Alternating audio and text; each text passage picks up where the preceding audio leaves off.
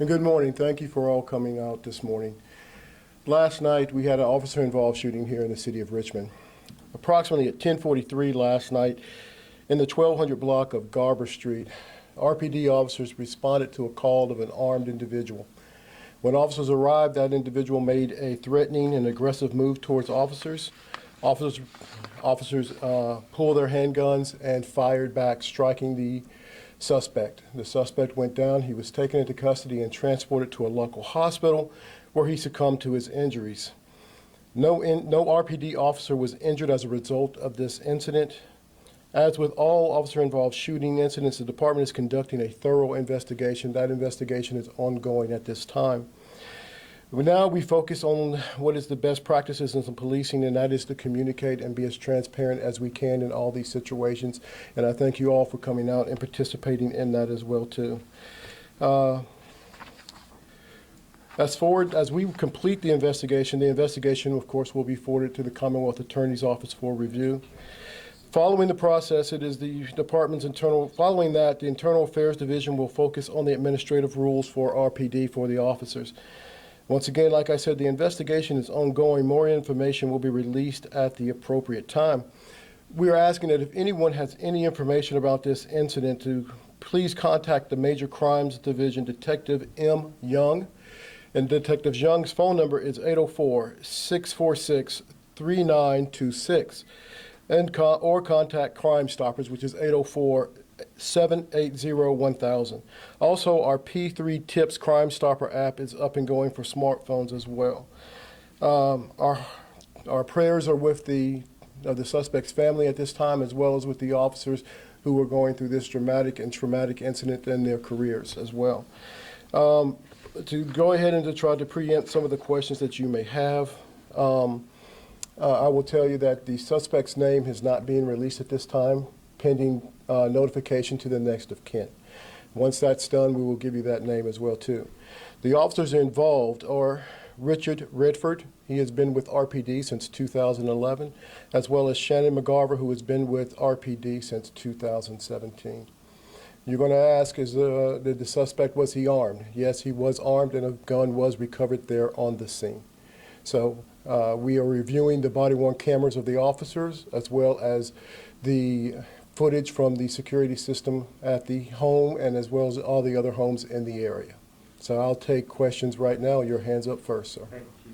Can you categorize the call that was initially made about this? I know you said an armed individual. inside Yes. a residence, correct? Is that Incorrect. an entering situation, or just armed individual doing what?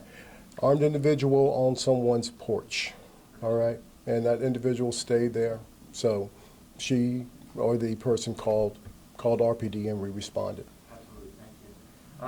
And as far as the aggressive action, as you put it, I know it's an investigation, but from the body cam and the footage that you guys have, can you categorize what that action was? He pointed a gun at the officers. The officers gave repeated commands for him to drop the weapon, drop the weapon. He did not, and that's when the officers fired their firearms.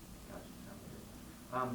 Can you talk a little bit maybe just about the overall investigation and where it does go from here, the kind of evidence that will be collected beyond review of the body cam footage, that sort of thing? Statements from everyone involved, including the person who gave us a call. The officers themselves have given statements. We will be reviewing and lining that up with all the video evidence that we have as well as just canvassing the area and the homes around there to see what other video and what other statements that we can find out about the subject, as well as, looking into his past to see what may have caused this or what led him up to this particular incident.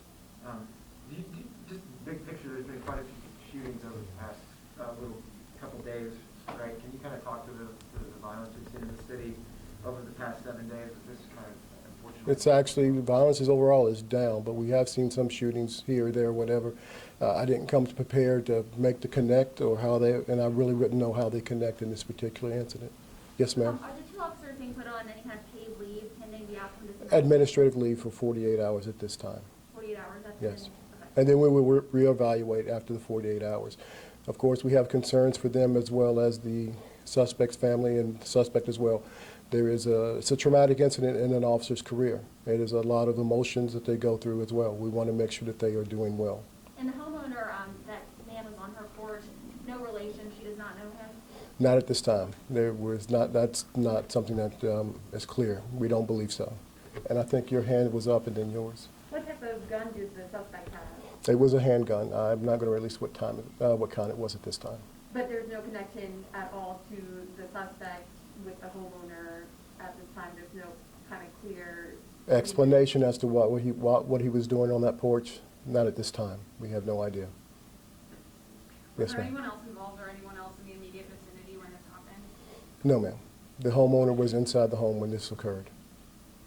One quick follow-up. I know you mentioned both officers involved. At this point, do you know if both officers discharged their weapon or if it was one? Is that something that you guys have information on? And we believe that both officers did discharge their weapon. Did the man fire his weapon? We believe he attempted to fire his weapon. He did point it at the officers. And it misfired, or is that unclear? That could be described that way, but until it goes to our crime lab and that is examined, we're going to hold off to say whether or not if it was a misfire or not. Okay? So we'll let our crime scene people take a look at the gun closely to make that final determination. Were there other officers on scene besides the two that? No, just those two. You and then you, sir. Was mental health an issue? We don't know. We have no idea. And it's very possible in today's society. We don't know. Yes. Do you know if the suspect's gun was loaded? Yes, it was loaded.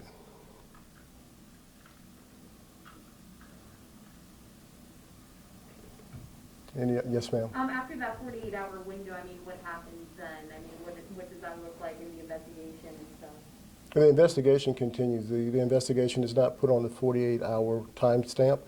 That is for the care of the officers to see how they are doing within 48 hours. We want to make sure that they are adjusting correctly and that we are giving every bit of help that we can and support to them that we can.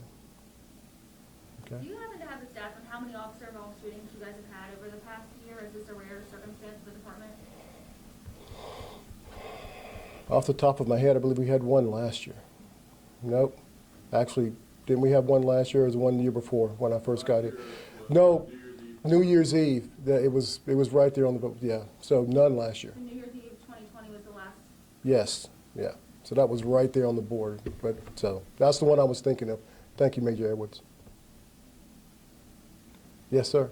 Do you know from the length of time from the officers arrived to when they discharged their weapon? It's about 20 minutes. There was another incident that took place at the first precinct at this time that pulled the staffing to that incident, pretty major incident, and the officers came from the third precinct. It took them about 20 minutes to get there. This individual stayed on the porch the entire time. I'm sorry, 20 minutes from their call to their arrival? Correct. Okay. How long from their arrival to the shooting? I can't say. I could approximate that with less than a minute. That's from what I've seen with body-worn camera. Is there any reason to believe that those two incidents are related? The one prior to and this one, no. There's no indication that they are related at all. And that major incident you're talking about in the third precinct is the shooting? Yes.